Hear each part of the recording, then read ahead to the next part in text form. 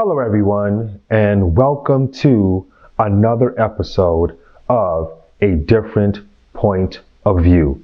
I'm Kunita, your host, and without further ado, let's get into today's topic. So, today I want to give my thoughts on Kevin Samuels, and I want to talk about his passing and how I feel about his overall message.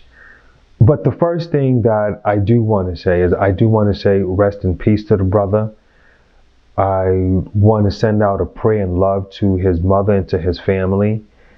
And I want to take a moment and I want to talk to a lot of women who were celebrating his death or just talking about his death very, very in a very insensitive way, almost dancing on his grave and having this good riddance type of energy. The question that I have for you, for all of those people who are just not sensitive to the fact that a man is no longer here, what happens when you become the very thing that you're supposed to hate so much, right? You hated the man. Some of you hated the man because he was rude, because he was unkind, because he was insensitive. Well, how rude and unkind and insensitive are you to dance on a dead man's grave, to gloat over a fact that a man is no longer here? Why? Because you disagreed with him? That's why? I mean, are we in a place where there's such an intellectual blockade of different opinions and different perspectives? Is that, I mean, perhaps maybe we need to put ourselves in a situation and we just don't surround ourselves with people who just affirm our beliefs. So, but I don't want to get into that too much, and I don't want to digress too much. So, more about Kevin Samuels' content, more specifically, I actually agree with about 90% of what the brother had to say. I, however, did not always agree with his delivery. At times, he was patient. At times, he was calm and relaxed. But other times, I'm going to be honest, he was dismissive. And he was rude. And even mean. And I think that was the motivating force behind the vitriol that a lot of black women had against him. See, you have to look at the optics of this, right? For a woman to stop doing what she's doing and to pick up the phone and call into his show, you have to ask yourself, what is she going through mentally, psychologically, emotionally, and spiritually, for her to put herself in this position to ask this man and then have to just sit there and take whatever this man says, and to be rude to a woman in a space in which she was probably very vulnerable and maybe even desperate. To be mean to a woman in that space, at that place, and at that time, you're going to get a reaction. Because the optics are, you have a black man kicking a black woman down while she's already on the ground. So, I'm scrolling through TikTok and come across a post that Kevin Samuels might be dead. I think Life give you the same energy you give it. So, with that being said, ding dong, the Wicked Witch is dead. I don't know him personally. Really don't give a fuck. Didn't follow him because I didn't like the way he talked to women, talk about women, or his point of view about women. For him to be married twice. Such an expert on women. But now we ain't got to worry about that and got to hear him no more. Oh well. You know, I'm gonna say this. There's been a lot of conversation today in the media about his death. You know, a lot of people are, commenting on how people are seemingly taking delight. Some people don't care. Other people are of the opinion, it's somebody that died. Y'all shouldn't be taking delight. I'm gonna be very honest with you. I don't care that Kevin Samuels died. I straight up honestly do not care. And I think that expecting people to take the moral high ground in this situation, when he joyfully and willfully terrorized so many Black women, feeding them abuse under the guise of truth, is just a bunch of BS. There's no moral high ground here for me to take. I honestly don't care. I feel bad for his mom. But as far as he's concerned, I could honestly care less. I want to give more breadth to this issue that Kevin Samuels is damaging to Black women. And damaging that's a whole nother category, right? It's one thing to be rude or insensitive or just not compassionate. That's one thing. But to be damaging, that's something else. And if you're damaging to Black women, well, yeah, I get the vitriol. The problem is this. With regards to who and what is damaging to Black women, Black women are inconsistent. There seems to be an inconsistent outrage. Because you're angry at Kevin Samuels to the point where you dance on his grave, but yet Meg the Stallion, who tells little Black girls how to twerk, how to shake their ass, who will talk about her wet vagina for 4 minutes, she gets the key to the city. Then you have other women like Cardi B, City Girls, Young Miami, who their whole platform is, fuck broke ass niggas, broke niggas to the left. Yes, the average Black man who puts his pants on one leg at a time, who goes to work, fuck him, he ain't shit. Fuck broke niggas, rob these niggas, get all that you can from these niggas. That's their whole platform, okay? But yet, they get BET awards. And you're not angry about that. Again, it's this inconsistent outrage, and I'm sorry, it has to be called out, so stop it. Stop. Then let's really talk about a conversation. Let's really talk about what is damaging to Black women. Let's talk about it, right? These women have between 12 to 13 million followers and subscribers. Now that number is very important. Let's do some math.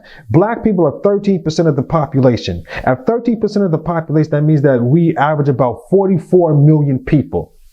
Now out of the that's 44 million Black people ages 0 to 100. So if we segregate that population from the ages of, let's say, 12 to 24. So now I'm just going to throw a number out there. Maybe that's about 16 million Black females, Black young women and young Black girls from the ages 12 to 24. That's 60 million people. They have between 12 to 13 million subscribers and followers. And that's just the people who subscribe and follow. I'm not even talking about the ones who listen to the music all the time. So these women had a massive influence on little Black girls and young Black women. Yes, your daughters, your granddaughters, your sisters. Because again, you're so concerned about what's damaging to Black women, so then let's talk about it. But no, you're inconsistent. Now, Some of you may feel that I am being hard on black women, or I don't like black women, or I hate black women. And let me really take a moment to address that. If you look at most of the videos on my channel, actually all of the videos on my channel, they're all religious videos or political videos. I have these conversations with my wife all the time, and I have them with my sister all the time. And in having these conversations with them, they would often say to me, my wife would say, honey, you sound a little angry at black women. You sound like you kind of don't like black women. And my sister would repeat the same sentiment. So I said, then you know what, honey, if that's how you feel, I'm not gonna do the video. I'm not gonna do the video, because one of the worst things to be is misunderstood. My sister repeated the same sentiment. She was like, listen, yo, wow. So I'm like, wow, okay, I got 2 black women in my life. Okay, I'm not gonna do the video. But when I see black women dancing on a dead man's grave, a man who left behind a mother and a daughter, and I'm sorry, I had to respond. I had to do the video. And let me just say this. Nobody loves black women more than me. I have been happily married to a black woman for the last 14 years. I'm doing everything I can to raise my black daughter the best way that I can. I'm doing everything I can to be a good father to my black son. I'm trying. If I could name 6 of the most important people in my life, 5 of them are black women. So don't give me no foolishness about how I don't like black women, I don't love black women, I don't care for black women, because that's nonsense. The evidence suggests otherwise. The thing that I really want a lot of people to understand is that his message was not for women. It was for men. And even though it was women calling in, his message was for men. And the reason why I say that, because his delivery was very direct. It was very blunt. It was very to the point. That is not how women communicate generally. That is how men communicate. And if you have any type of wisdom, any level of time or experience in this world, we know and we understand that if we communicate with women too directly, too bluntly, it's going to come across as harsh, and it's going to come across as mean. And when women feel that energy, they shut down.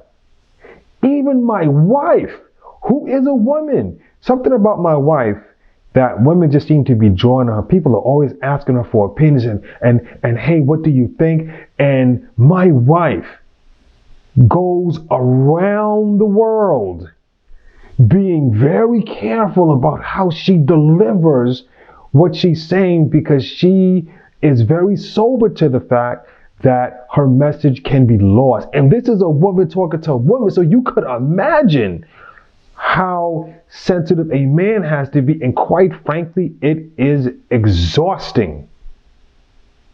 So his delivery was not for you women, it was for men. Men communicate on a very direct level. And what's interesting about it is that if you look at his earlier videos, he spent years talking to men, telling men, look, men, get your shit together.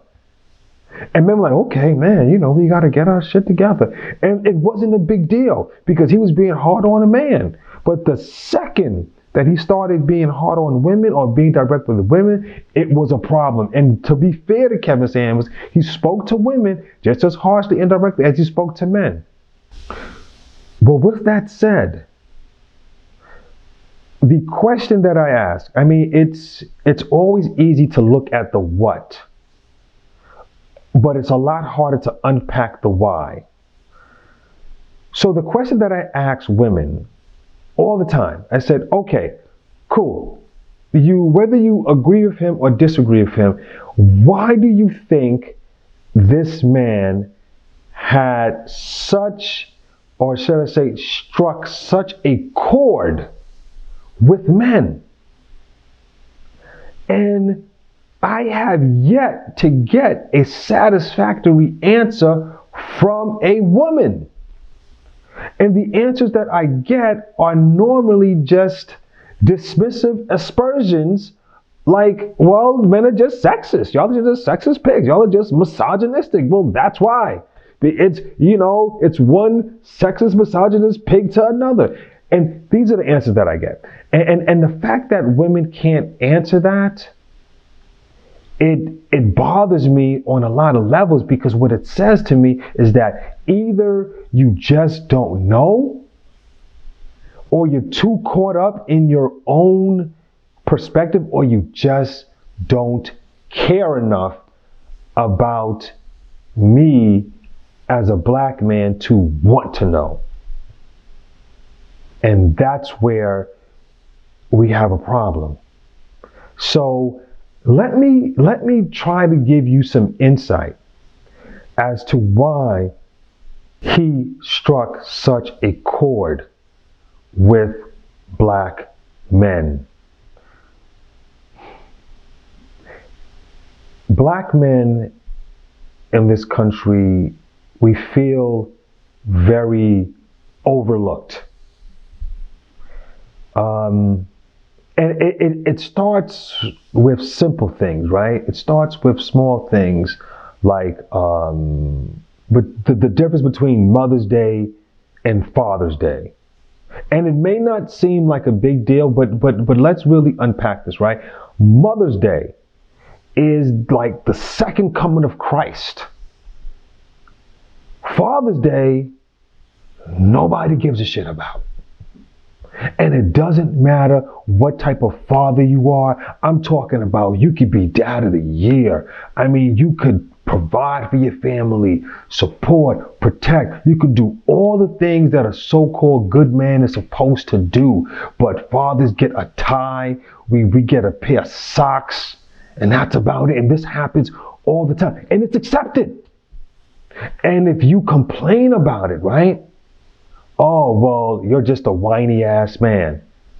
It's okay to overlook black men. It's okay to overlook us as fathers, even the ones that are really out there just putting in the work and doing what we have to do. It's fine. Do you think for a second that Joe Biden could have said, the next person that I select as the Vice President of the United States will be a black man? Do you think they could ever say that? No. But you can clearly say the next vice president will be a black woman. Nobody says shit. It's fine. It's accepted. The president can say the next person that I nominate to be on the Supreme Court, it will be a black woman. He could never say a black man.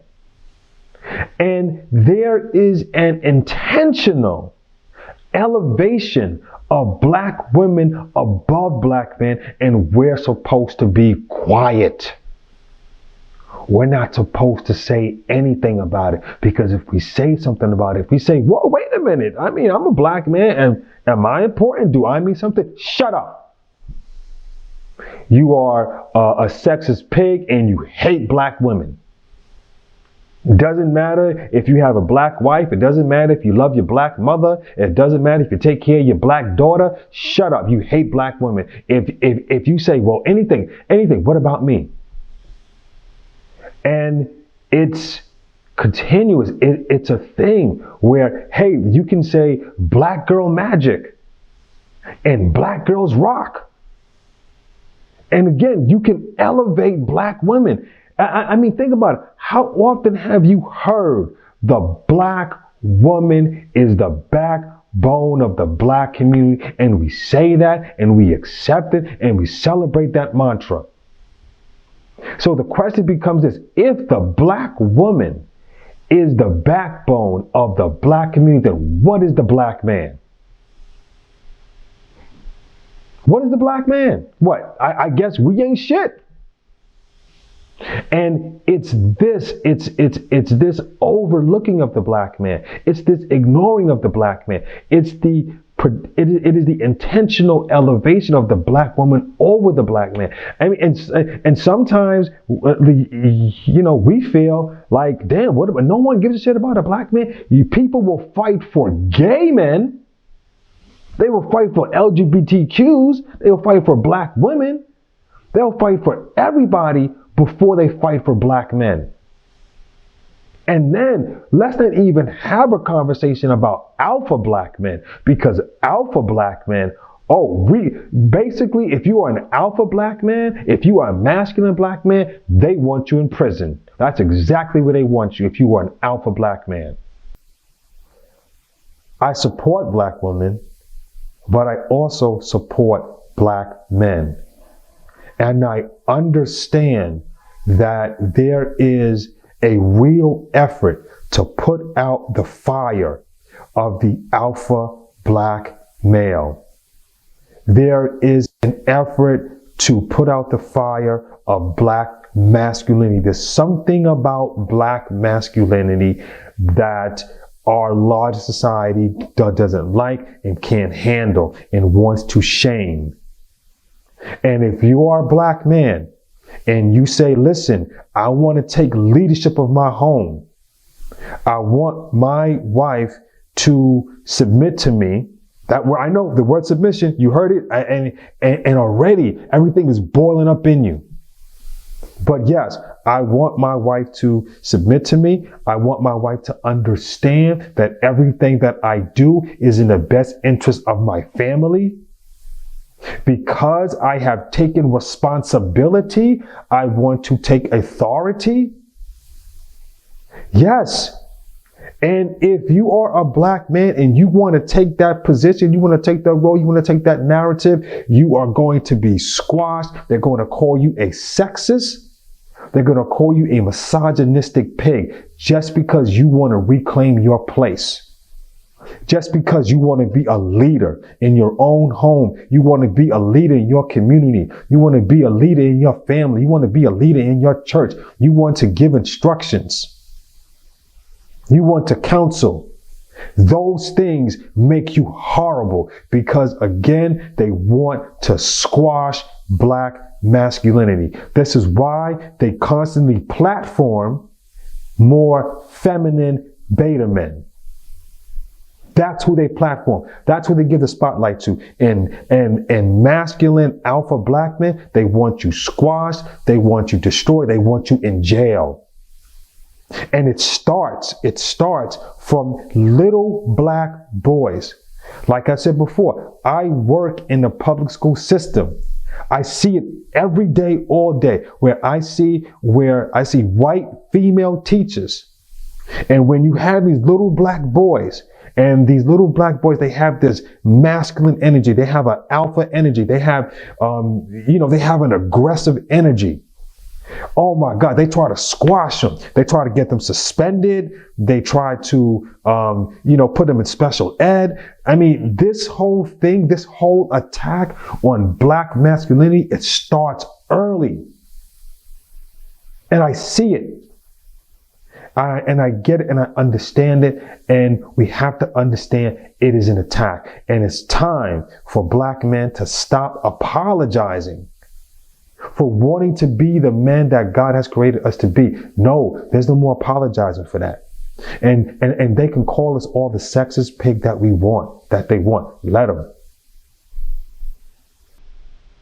So this is why Kevin Samuels struck a chord, because he's saying, black men, retake your place. It is okay if you have expectations. It is okay if you have value. It is okay if you want to stick up and speak out for yourself. It is okay if you want to dispense all the rumors and the lies that they say about you. It is okay. And that is why he struck such a chord with black men. And I'm gonna be honest with you. This is where it gets a little dark. A lot of the women that Kevin Samuels was exposing, a lot of the women that he had just fumbling on their words, these are women that scoff at us. These are women that laughed in our face. These are the women that when we tried to shoot that shot, they would say, "Negro, please." And to some extent, to see them in a situation that where they were now the ones that were, I guess, confused and lonely and didn't know what to do and facing the possibility of being alone. Yes, a lot of black men enjoyed that.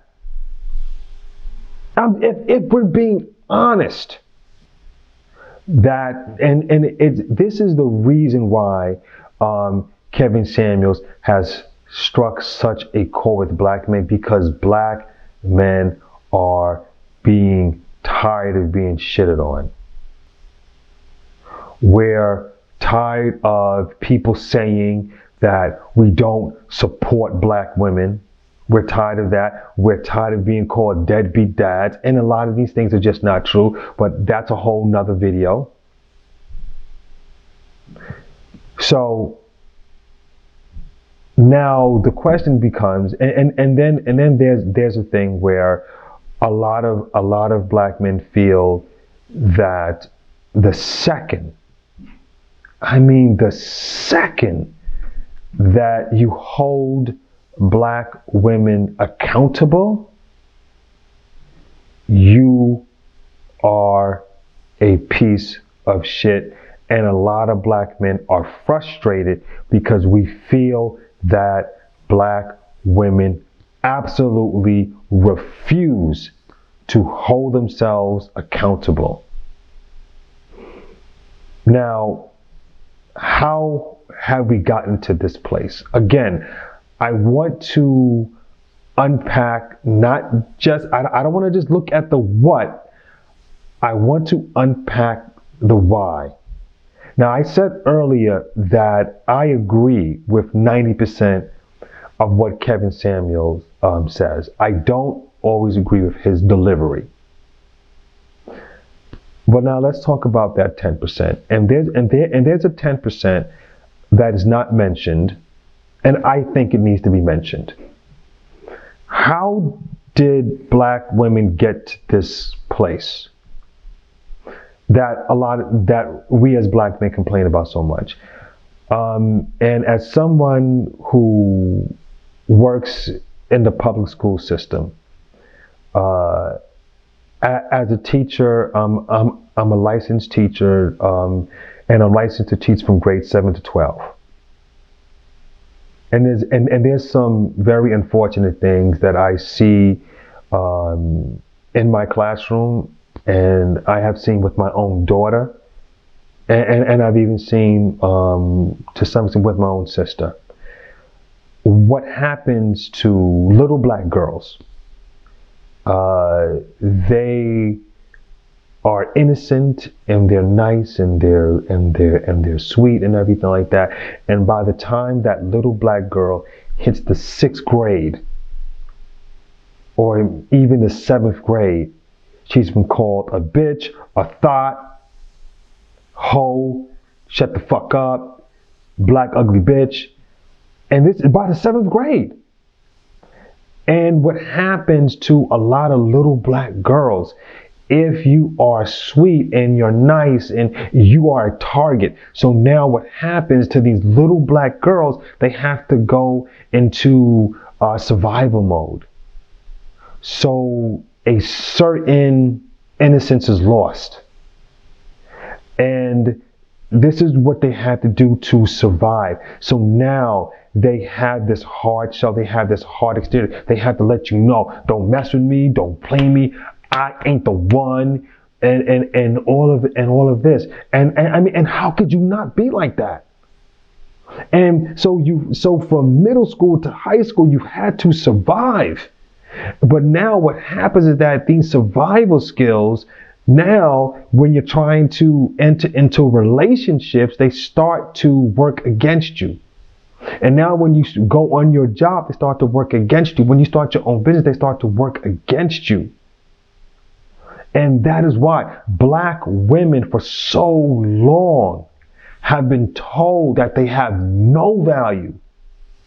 So now they have to kind of adjust. And they have to cope. And now they have to say, no, not only do I have value, yes, I have value. And matter of fact, I have a lot of value. And so this is what you have, because they have to go from one place to another, because from the time she was 11, 12, 13, she's been told she ain't shit. She's been told she has no value. So when she's like this and all that, and I'm this and I'm the bomb and ain't no man worth me and I got to get an eight figure, that's my type. That it is a reaction. And I think that as black men, we have to take accountability for our role in that. We have been doing this to black women from the time that she was 11 years old. And then we wonder why we have what we have. And so because as black men, we have stripped her of her value. We have stripped her of her dignity. Now she is responding. She is reacting to that. So I get it.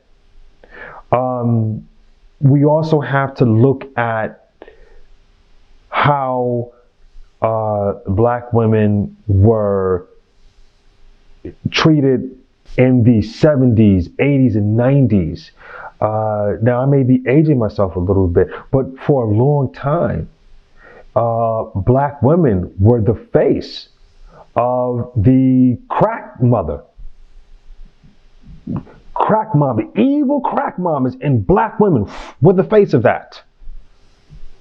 You know, welfare mama, black women. And then I would say about the late 80s into the early 90s, every single rap song did nothing but disparage black women. You know, I remember the anthems, you know, women ain't shit but hoes and tricks. I mean, and it was just a constant barrage. It was a constant diet of just disparaging and disrespecting black women. I remember Dr. Dre and Snoop Dogg, they had a video, and it plays in my mind, when, you know, you have a black girl, she's at a party, and, you know, she's acting a little, whatever, you know, snooty, whatever the case may be. And they decide to, you know, just shake up the bottles, just spray it on her. I mean, just, you know, that type of humiliation was just, it was commonplace. So I get it. I get the overcorrection, but understand that's what it is. It's an overcorrection. So those are my thoughts. I would love to hear your thoughts. Please like, share, and subscribe. This is Konate with another episode of A Different Point of View. Peace.